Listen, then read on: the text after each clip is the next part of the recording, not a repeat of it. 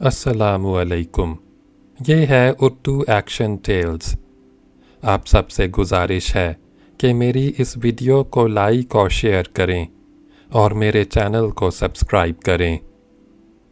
یہ ہے خواجہ حسن نظامی کی کتاب بیگمات کے آنسو، جس میں 1857 غدر کی کہانیاں لکھی ہیں اور مغلیہ شہزادوں اور شہزادیوں کے دردناک اور سچے احوال لکھے ہیں۔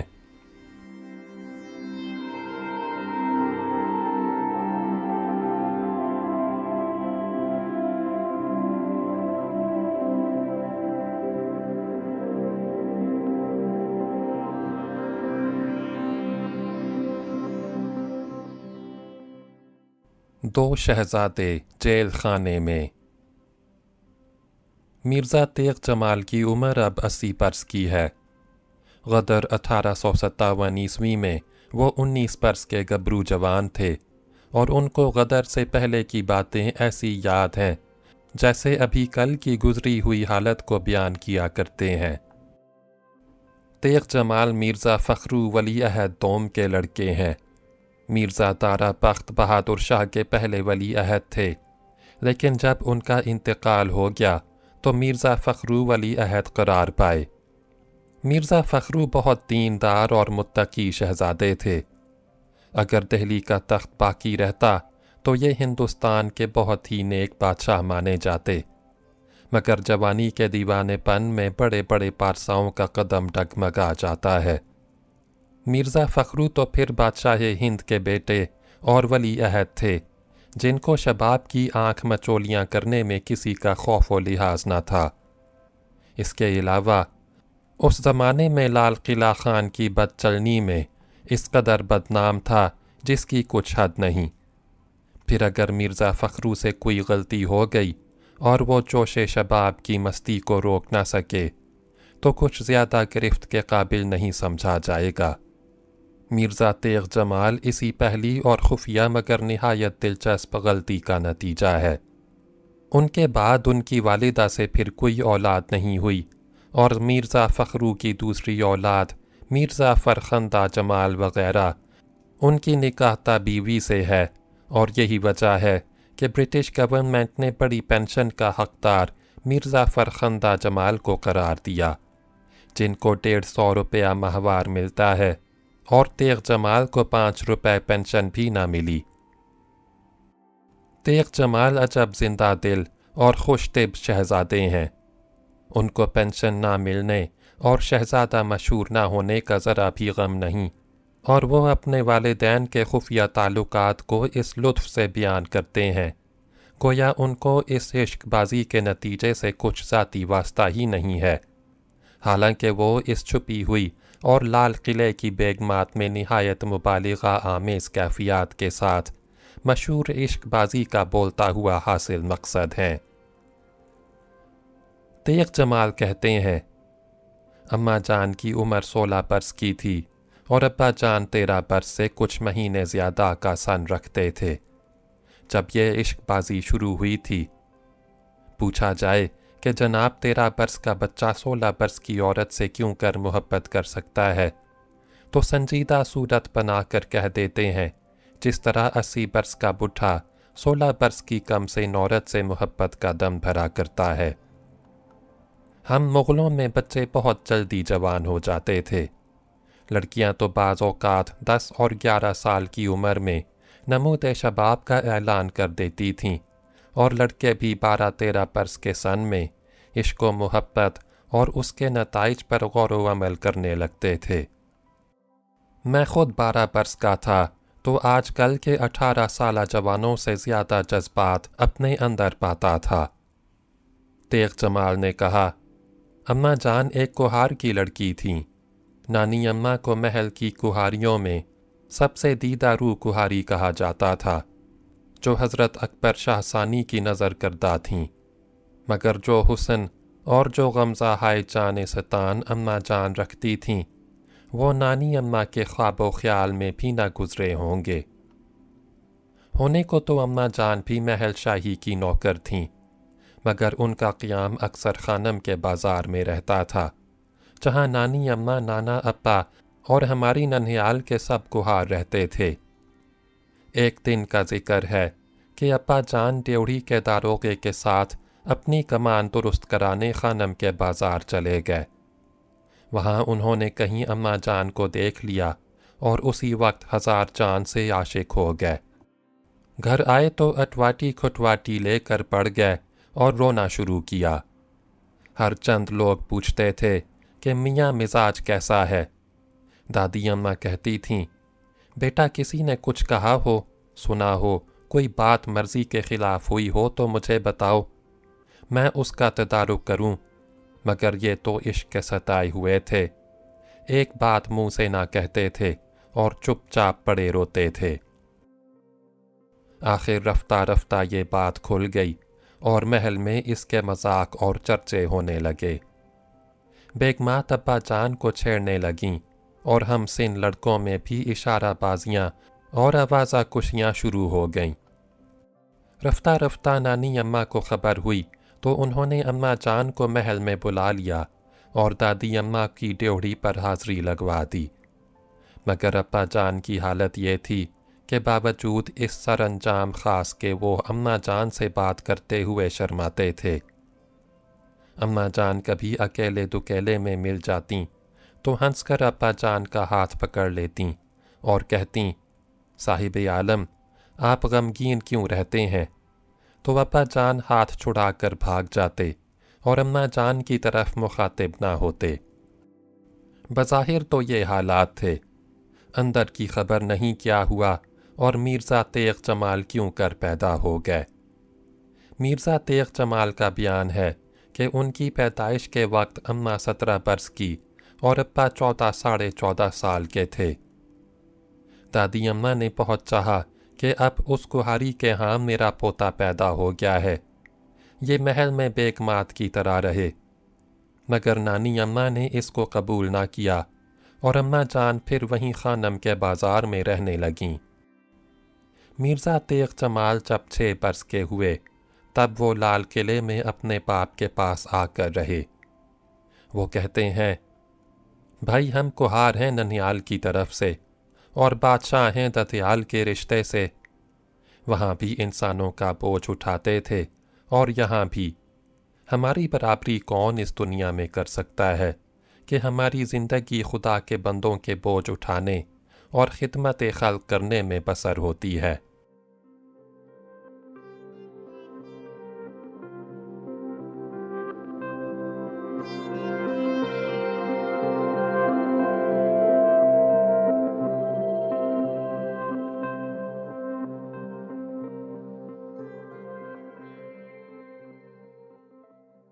غدر کے 20 برس بعد مرزا تیغ جمال کہتے ہیں، غدر کے ایام میں اپنی والدہ کے ساتھ دہلی سے بھاگ کر ہم شاہ جہاں پور چلے گئے تھے، جہاں ہماری ننیال کا قدیمی کنبہ رہتا تھا۔ قلعے کی افراتفری دیکھ کر میں نے شہزادوں کا ساتھ چھوڑ دیا اور اماں کے پاس چلا گیا، کیونکہ شہزادوں کی زندگی اس زمانے میں 2 کوڑی کے برابر بھی نہ تھی۔ مجھ کو جان کی خیر اسی میں نظر آئی کہ کہاروں میں جا کر رہوں اور کہار کہلاؤں۔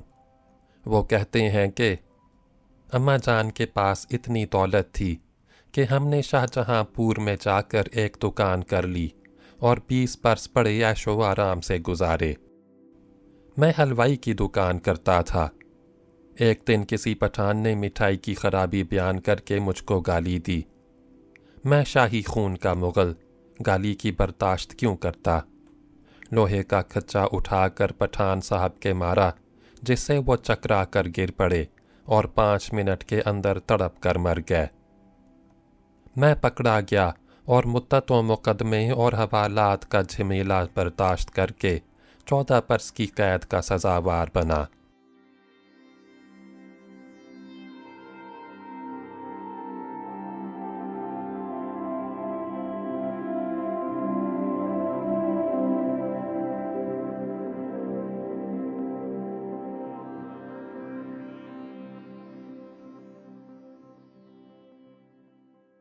بریلی کا جیل خانہ۔ پہلے دن جب میں جیل خانے کے اندر داخل ہوا तो मुझे ज़रा भी परेशानी और गम अपने कैद होने का ना था, क्योंकि शुरू से हर वक्त खुश और बेफिक्र रहने की आदत थी और गम कभी मेरे पास ना आने पाता था। कैद का हुक्म सुनने के बाद भी खुश रहा, और जब अम्मा जान मिलने आईं और रोने लगीं तो मैंने हंसकर कहा, ए बी, तुम रोती क्यों हो? दुकान में इतनी मिठाई छोड़कर आया हूँ जो कई महीने तक खाती रहोगी।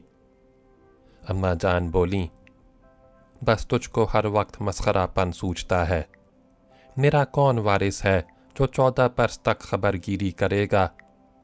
मैंने तो तेरे दम की बदौलत इस परदेस में 20 बरस गुजार दिए, वरना दिल्ली की सी इस गांव में बात कहाँ।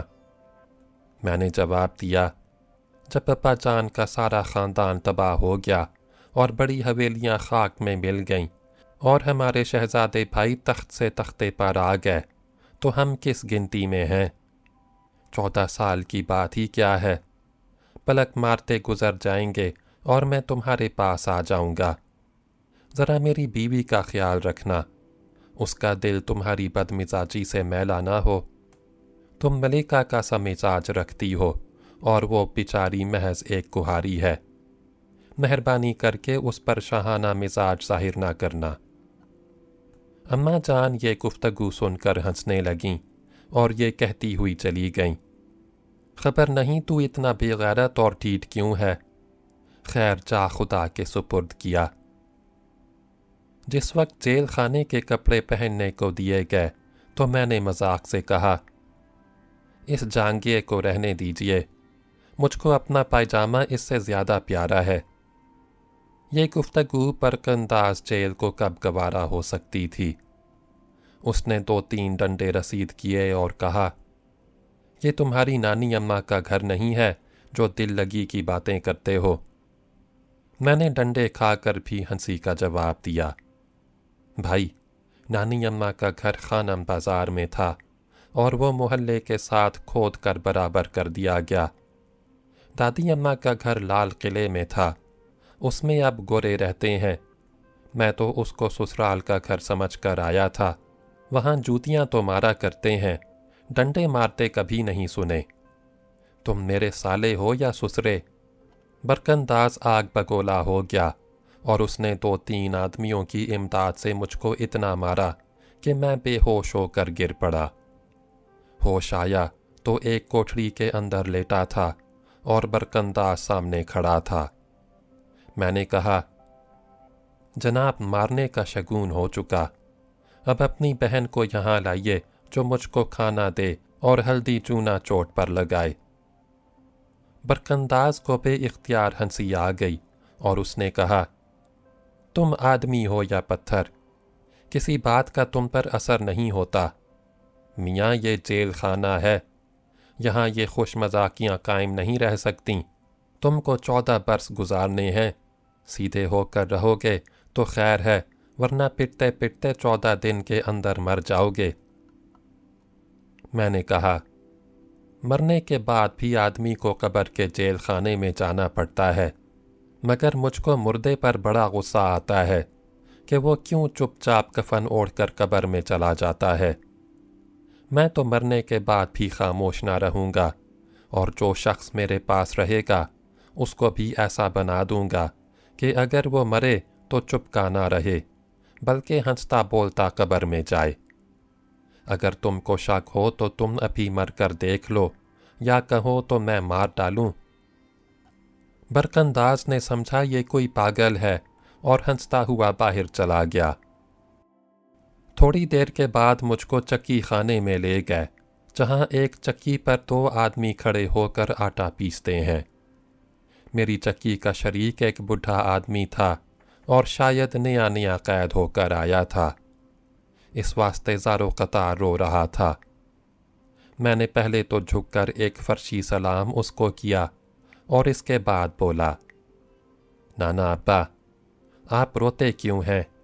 फिदवी एक दोगली किस्म का आदमी है, आधा तैमूरी शहजादा और आधा कुहार, और जब आपके हमरा चक्की का काम करेगा तो तीसरी शाख मेरे अंदर और लग जाएगी, और वो यह कि पाव बसूरिया।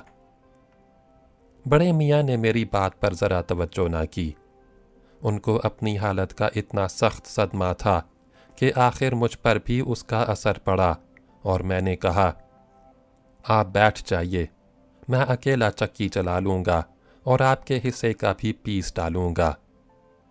ان حضرت نے اس کا بھی جواب نہ دیا اور کھڑے روتے رہے، لیکن جب برقنداز نے ان کی سفید کتری ہوئی داڑھی پکڑ کر ایک تمانچہ مارا اور کہا، بس رو چکا، کام کر، تو بیچارے نے آسمان کو دیکھا اور بے اختیار چکی چلانے لگے۔ ان کی اس حالت کا مجھ پر اتنا اثر ہوا کہ اپنی ساری شوخیاں بھول گیا اور ان کے ساتھ چپ چاپ چکی چلانے لگا۔ کئی روز یہی نوبت رہی۔ میں ہر چند ان سے بات کرتا تھا، مگر وہ جواب نہ دیتے تھے اور روتے رہتے تھے۔ 8 دن کے بعد انہوں نے اپنی سرگزشت سنائی۔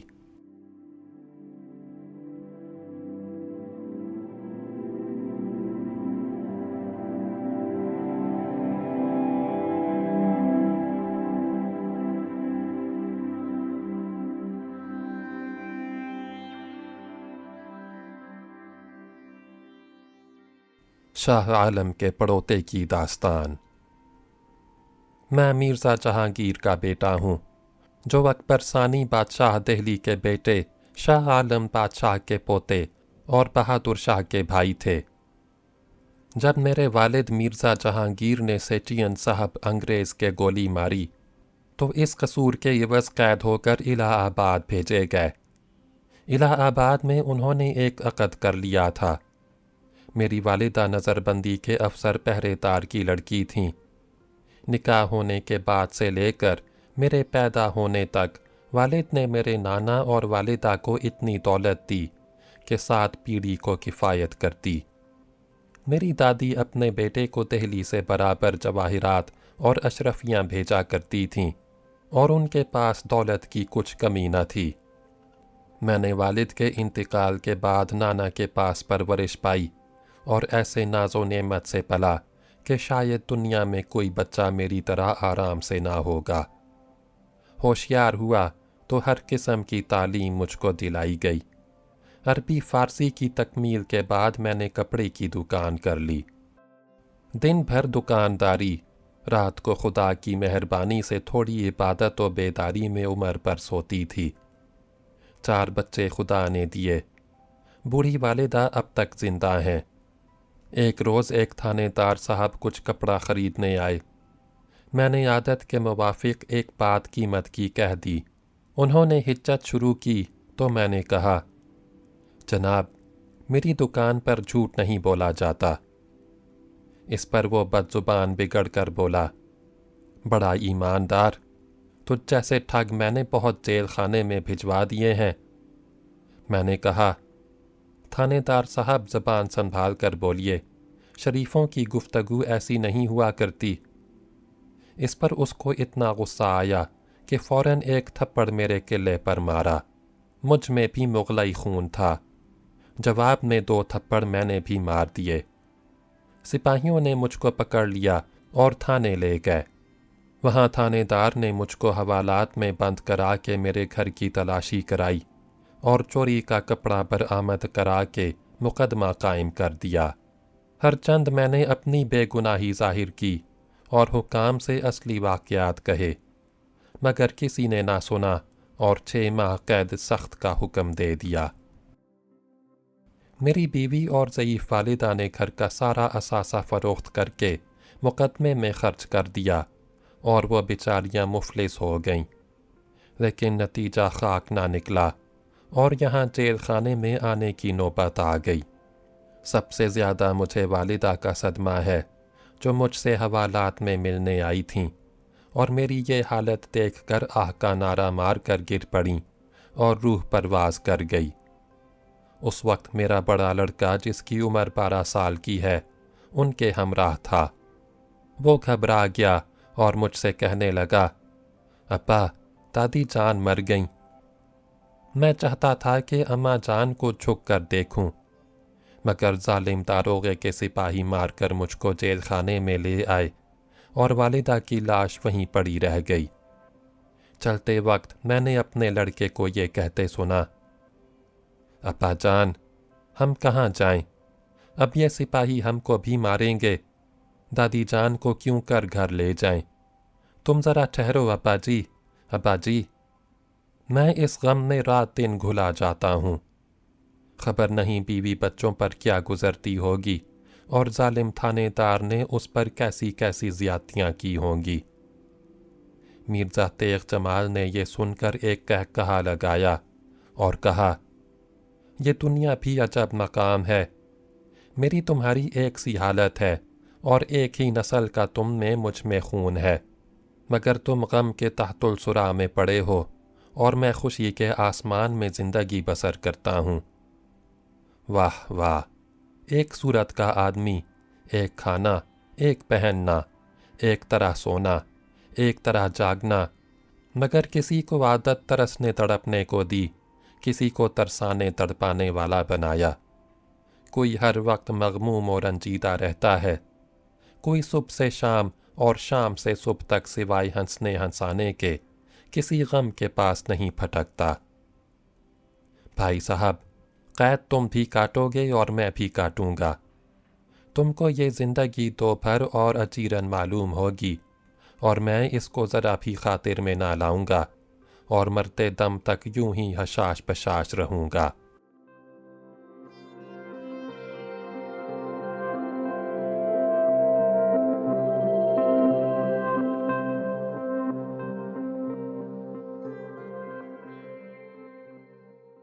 सब्ज़पोश औरत की लड़ाई अगली वीडियो में सुने।